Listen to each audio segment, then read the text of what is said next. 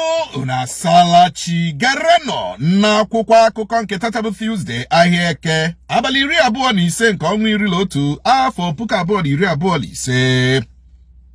Aga m akwado Trump ugboro 100 nde ịbịa buo agha megide enweghị nchekwa na Nigeria ka Buba Galadima kwuru. Bụ akụkọ anyị hụrụ n'akwụkwọ akụkọ Daily Post.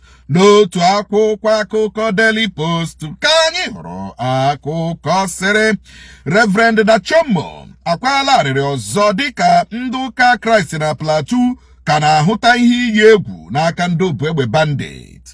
Mba United Kingdom ajụla ọchịchọ Nigeria chọrọ ka ike ekwere mmadụ lọta Nigeria bịa nọpụcha mkpọrọ atụrụ ya na mba UK. Bụ akụkọ zọbara n'akwụkwọ akụkọ Daily Post na akwụkwọ akụkọ Vanguard ka anyị hụrụ akụkọ sịrị onye isi ụlọ ọrụ nche DSS atọhapụla otu onye IPOB ha nwụchiri kemgbe 2022. Aha Speedy Darlington ka nọkwa n'akwụkwọ ndị a na-achọ achọ maka okwu o kwuru na o metọrọ obere nwa ka ụlọ ọrụ NAPTIP kwuru. Bụ akụkọ zọbara n'akwụkwọ akụkọ Vanguard. N'otu akwụkwọ akụkọ Vanguard ka anyị hụrụ akụkọ sịrị ndị obu egbe bandit awakpokwala steeti Kwara ọzọ. Ezinụlọ onye ụkọchukwu ahụ atọrọ na Kaduna arịọla Tinubu ya nye aka ka izu ụka anọ gachara atọrọchara ya bụ ụkọchukwu. Bụ akụkọ anyị hụrụ n'akwụkwọ akụkọ Punch. N'otu akwụkwọ akụkọ Punch ka anyị hụrụ akụkọ sịrị ndị gọvanọ ala Yoruba ezukọọla tinye ọnụ ka ha mara ka ha ga-esi chekwaa ala be ha. Ọbịbịa onye ọkaikpe na-abịaghị ụlọikpe adọlala ikpe a na-ekpe Natasha azụ. Bụ akụkọ ọzọ gbara n'akwụkwọ akụkọ Punch. Ọ dị mma dịka nke ahụ na-ewu. Buba Galadima sị na ya kwado Trump 100 million times ka ọ bịa buo agha megide Boko Haram, ISWAP, ISIS na ụmụnne na bandit. Ihe awụ ndị na-ekwu okwu ka Gumi. Ihe awụ ndị so na-akwado ndị bandit, ndị na sympathizers of bandit na North. Ugbu a o doole ya anya na ọ bụzi ihe agbara ka agbagburu, na ihe agbara abụghị ihe agbagburu. Amami na-aghọta ebe anyị na-eje. So o doole ya anya now that it is not a matter of iwu onye North. It is a matter of survival of the northern state and of course Nigeria as the case may be. Ka nke ahụ na-ewu ndị Yoruba governors amelitekwala ọzọ ma ndị ha na-eji brain eso their people. Brain dị mma eso their people. Now they have gathered again yesterday ka akpachie the boundaries of Yoruba. Ebe ndị a na-eshi abata na Yoruba. Ndị North ga-enwe meeting nke ha this week. Northern governors ga-enwe meeting nke ha. Kedu mgbe ndị Southern governors Southeast governors ga-enwe meeting nke ha? Kemgbe ha ga-enwe nke ha mgbe before ha na-etetelala ihe na-eme upon all this intel anyị na-enweta here and there. Ọwụ ndị gọvanọ ala Igbo amahụ na o ruole mgbe ha ga-eji aka ha na-echere onwe ha echiche na awụhụ anyị bawa mba now, criticize wa ha now, ga-ebịa hụ ha na ha bịa fụtawakwuo ihe na-anya enwele ihe abalị ukwu akwụkwọ. This is the time for Southeastern governors to gather themselves because we have porous boundaries across the Southeast.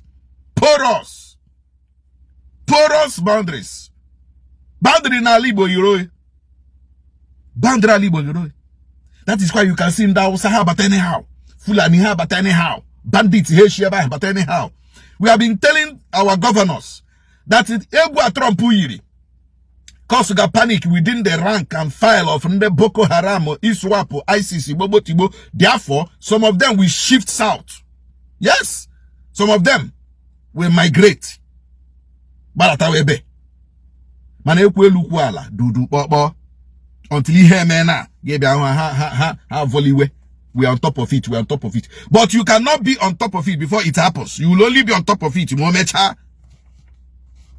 Does it show proactiveness in governance? No, it doesn't. Manekwe na una meka shewanya. You don't know that when you are a governor, you think 1 million times ahead. As a governor, you think 1 million times ahead, as in ahead, to protect your people.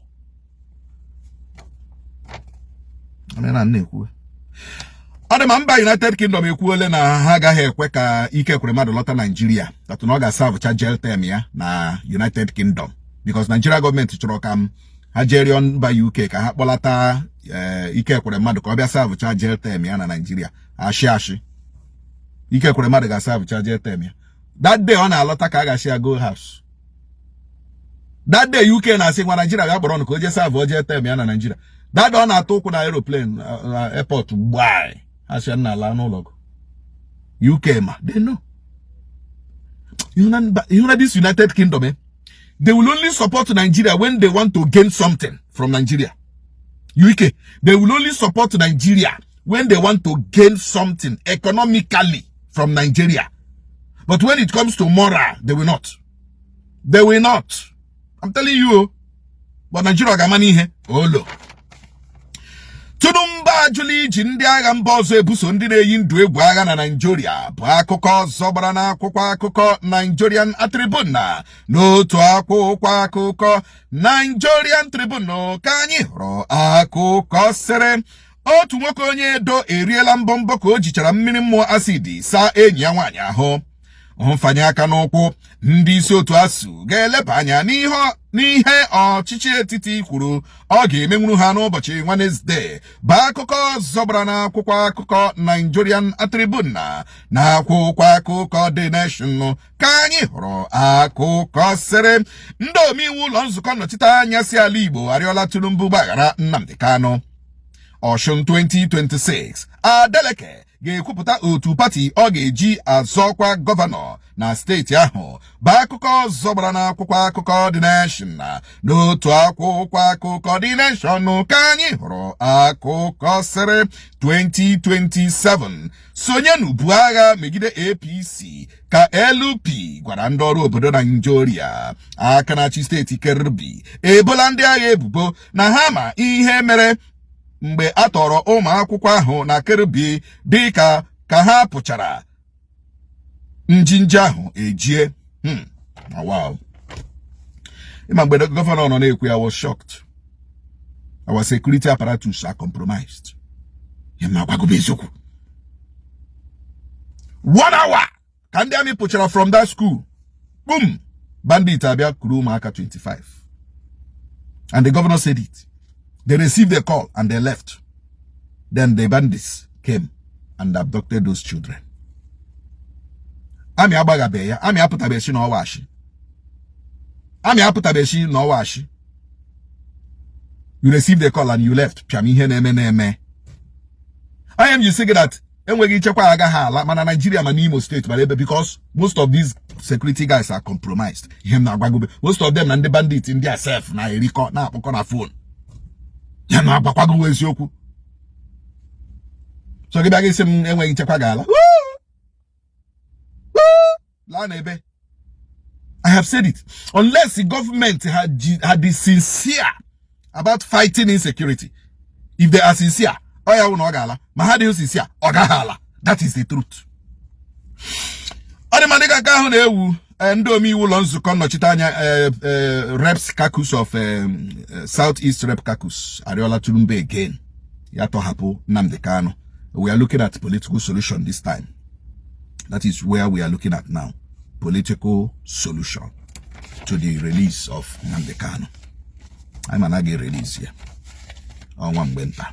Ọ dị ebe ka anyị na-apịkọta mkpa bụ ihe omenye na akwụkwọ akọ bịara kpọmkwem na Nsokwa Chiwo chebere na Nsokwa Chiwo na TikTok na official Nsokwa TV na YouTube. Kachi m na-efe gaa n'ihu gọjibọla m n'ụbọchị taa gọjibọla anyị niile siriri werere.